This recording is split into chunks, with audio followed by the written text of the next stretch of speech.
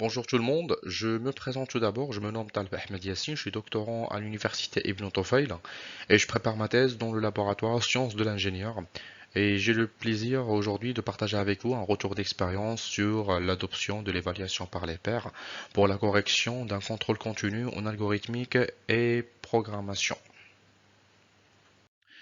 Pour le sommaire, je vais commencer par une introduction suivie par le contexte de notre recherche. Par la suite, je vais exposer la démarche adoptée et à la fin, une conclusion et nos perspectives de recherche.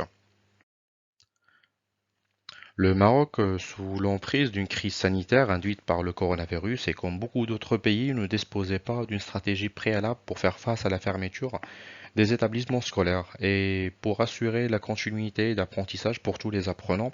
Un basculement vers l'enseignement en ligne s'est imposé et les enseignants étaient obligés de repenser leur approche pédagogique d'enseignement. Seulement, le problème majeur auquel ils étaient tous confrontés, c'était le choix de la modalité d'évaluation. Explorer cet axe de recherche nous permettra d'identifier la modalité d'évaluation la plus adéquate à une situation pédagogique et à un profil d'apprenant précis. Notre étude prend place en première année de cycle d'ingénieur d'État en informatique sur une promotion de 217 étudiants. L'objectif principal visait la création et la mise à l'essai de l'évaluation par les pairs pour la correction d'un contrôle continu en algorithmique et programmation. À savoir que cette recherche a été principalement élaborée dans une perspective d'aide à l'apprentissage. Cela a permis aux étudiants de se mettre en position d'évaluateur en leur demandant d'apporter un regard critique et d'évaluer les travaux des autres apprenants. Avant de procéder à la mise en place de notre atelier d'évaluation par les pairs et pour une évaluation juste et je dirais objective, il était important de préciser le contexte dans lequel cet atelier allait être utilisé, quelles seront les compétences à évaluer. Nous avons opté pour une utilisation d'une grille d'évaluation avec des critères clairs et facilement utilisables par nos étudiants et aussi de préciser la tâche que les étudiants devront accomplir pour la réussite de cette expérimentation. Notre choix s'est porté sur l'utilisation du module atelier de la plateforme Moodle pour une évaluation par les pairs et pour pouvoir l'utiliser correctement, nous avons commencé par une analyse des stratégies d'évaluation offertes par le module atelier. Nous partageons avec vous un résumé de l'activité atelier. La démarche d'élaboration de l'évaluation par les pairs en utilisant ce module comporte globalement 5 principales étapes. On trouve la phase de mise en place. En cette section, le professeur est amené à paramétrer l'atelier en définissant la stratégie d'évaluation avec les formulaires d'évaluation, les dates, etc. Il y a la phase de collecte, c'est là où l'apprenant doit remettre son travail et l'enseignant est amené à paramétrer soit les formats de fichiers, les dates limites de soumission, la gestion des soumissions tardives. Il y a aussi la phase de répartition. Et en parlant de ça, Moodle propose deux façons d'attribuer les travaux, soit de faire l'attribution manuellement, et dans ce cas-là, l'enseignant doit choisir les évaluateurs et les évaluer. Il y a aussi une attribution aléatoire, et l'enseignant, dans ce cas-là, doit paramétrer soit le nombre d'évaluations que chaque travail doit recevoir, ou bien de paramétrer le nombre d'évaluations que chaque élève doit effectuer. Cette évaluation aléatoire peut être programmée. Par la suite, il y a une phase d'évaluation et le module atelier propose 4 façons pour évaluer un travail, soit une évaluation cumulative et une évaluation par commentaire, ou bien par nombre d'erreurs et aussi par critères. La phase suivante, c'est la phase de notation de l'évaluation. Et en parlant de notes, l'étudiant reçoit 2 notes, une pour le travail rendu et une deuxième pour la qualité de son évaluation. Par la suite, il y a une phase, la dernière d'ailleurs, c'est la phase de fermeture. Et c'est là que Moodle calcule les notes et ajoute ça sur le carnet de notes. Et c'est la phase finale. Pour la bonne compréhension, notre première approche consistait à présenter l'évaluation par les pairs et ses avantages en forme de bande dessinée. Et nous avons présenté dans une seconde étape le déroulé de l'exercice de l'évaluation par les pairs tout en fournissant la documentation nécessaire. L'algorithmique est la base logique de la programmation et pour pouvoir l'évaluer et concevoir une grille d'évaluation en définissant les critères d'évaluation, les éléments observables, l'échelle d'appréciation et un seuil de réussite soit global ou par critère étaient des décisions d'une importance capitale. Pour tout vous dire, l'assemblage de la grille d'évaluation et son expérimentation ont été effectués avec beaucoup de prudence. Pourquoi je dis beaucoup de prudence? Parce que la grille d'évaluation est habituellement destinée à être utilisée par l'enseignant. Seulement, dans notre contexte, la grille d'évaluation a été pensée et simplifiée pour qu'il soit exploité facilement par les étudiants. Dont le choix a été porté sur l'évaluation par critères. Comme vous arrivez à le voir sur le tableau, la préparation de la grille d'évaluation par critères comporte globalement trois étapes. Le choix et la description des critères d'évaluation.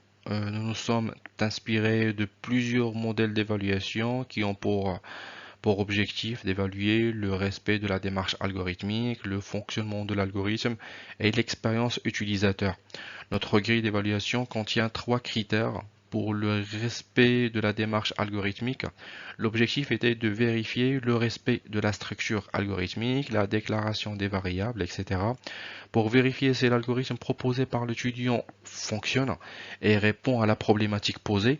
Le deuxième critère, avec la note la plus élevée, mesurant le niveau d'efficacité de l'algorithme face à des entrées standards et s'assure qu'il gère aussi les cas particuliers. En dernier lieu, notre grille mesure le traitement des données reçues par un utilisateur et la clarté des messages destinés à ce dernier.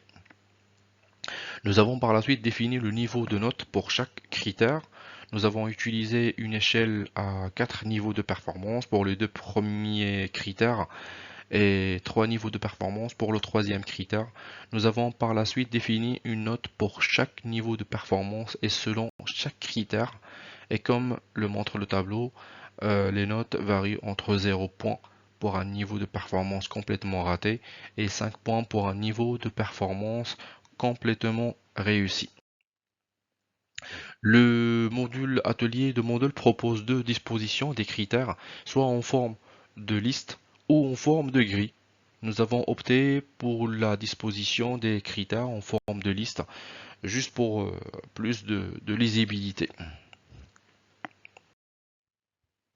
La pédagogie de cette méthode d'évaluation est centrée sur l'apprenant, visant à favoriser la progression des apprentissages.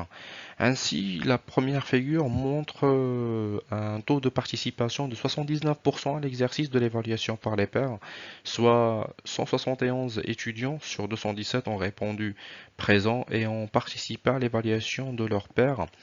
Et la deuxième figure montre un taux de 93% des étudiants qui ont participé à l'évaluation par les pairs ont obtenu une note supérieure ou égale à la moyenne lors de l'examen final.